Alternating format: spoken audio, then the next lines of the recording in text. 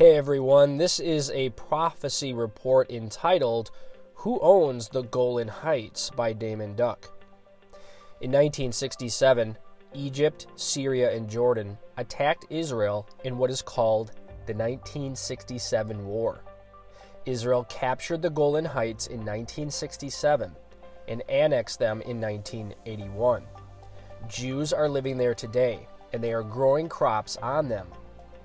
On March 25, 2019, President Trump recognized the Golan Heights as sovereign Israeli territory.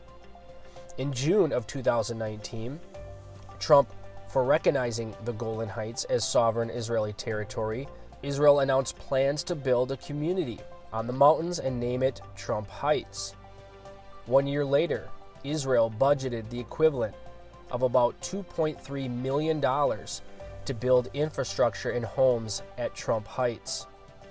Many nations, Syria, Russia, Turkey, Iran, and others, refuse to recognize that the Golan Heights are part of Israel.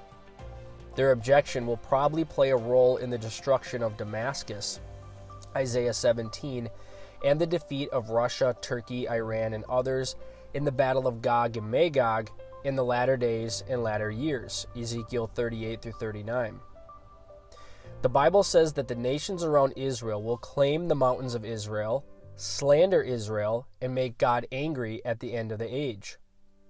God added that he will be on Israel's side. Israel will possess the mountains and grow crops on them. On November 27, 2023, the UN General Assembly adopted a resolution calling upon Israel to withdraw from the Syrian Golan Heights.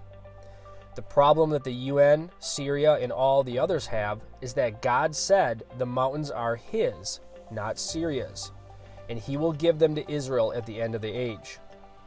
The world cannot liberate them because God has already liberated them and given them to Israel.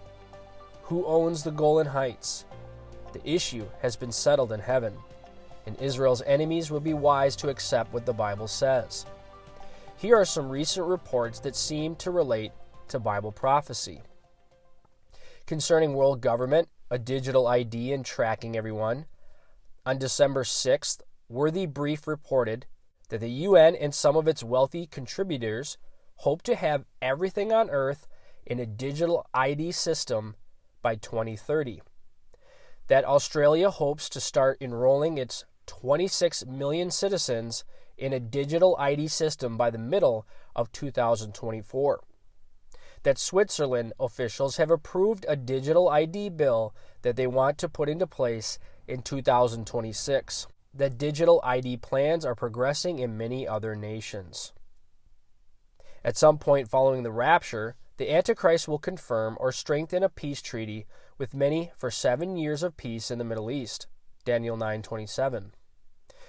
When the Antichrist confirms or strengthens that covenant, world leaders will declare peace and safety.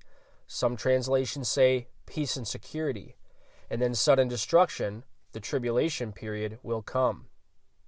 Peace and safety and peace and security are the same thing. Many world leaders and prophecy teachers know that the Iranians and Palestinians have tried to thwart a peace treaty, and the Arabs have refused to negotiate a peace treaty until Israel meets the demands of the Palestinians.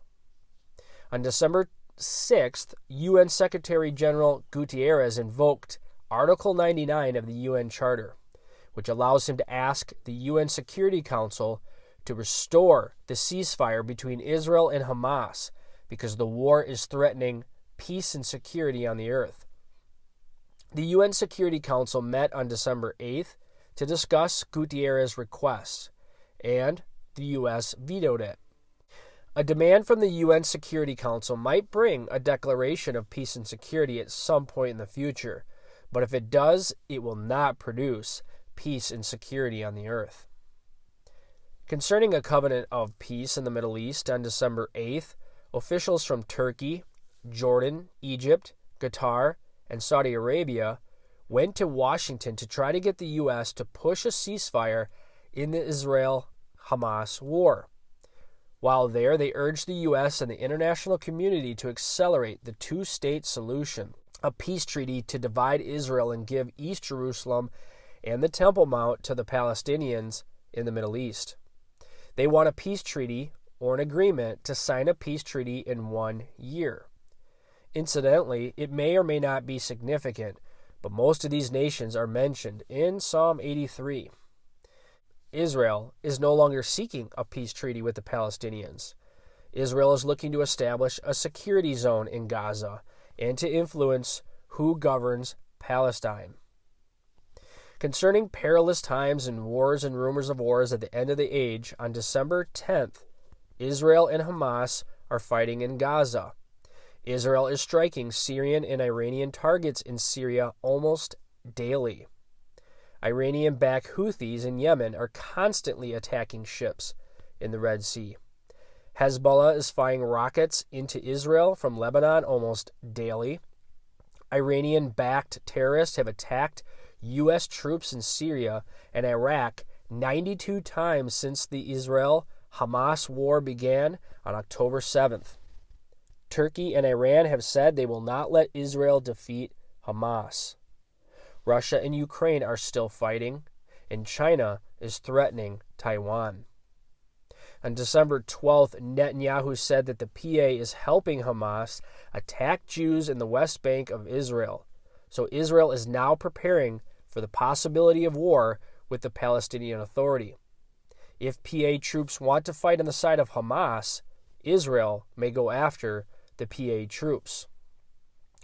On December 12th, Israel told the U.S. that Hezbollah has stepped up its unprovoked attacks on Israel from Lebanon.